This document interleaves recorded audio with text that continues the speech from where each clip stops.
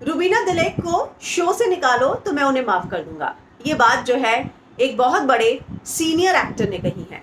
कौन है वो, मैं हिना कुमावत फिल्म विंडो पे आपको बताऊंगी।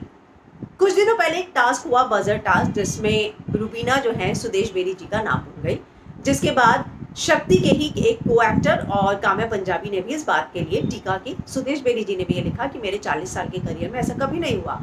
अब सुदेश बेरी जी ने एक इंटरव्यू दिया है जिसमें उन्होंने कहा है कि रुबीना ने वहम नहीं अहम पाला हुआ है, ये जानबूझकर हुई गलती है। लोग मुझे कहते हैं कि आप माफ कर दो, मैं कहता हूँ कि जब वो अगर उसे बिग बॉस से निकाला जाएगा तो मैं माफ कर दूंगा।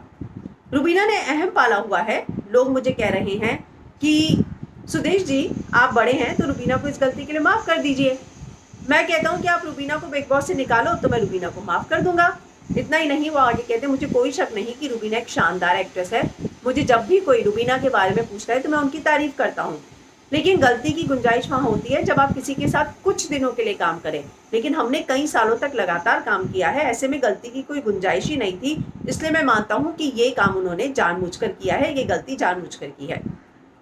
वो इतना ही नहीं, वो कहते हैं कि मैं कभी कोई टीवी सीरियल ऐसा देखता नहीं हूँ, ये तो मुझे भी नहीं पता था, मुझे तो सेट पर को एक्टर्स ने बताया और ये बात जो है उन्हें बुरी लगी है। ये बात, इस बात का जिक्र उन्होंने पहले भी किया था।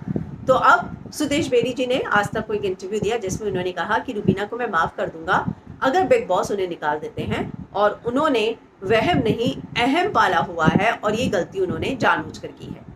हालांकि रुबीना की बहन आगे आई थी और उन्होंने ये बात कही थी कि जो टास्क चल रहा था उस समय जो प्रेशर था उसमें रुबीना कुछ देर के लिए नाम भूली थी, उसके तुरंत बाद रुबीना ने नाम बता दिया था और वो हमेशा सुदेश जी के काम की तारीफ करती रही है।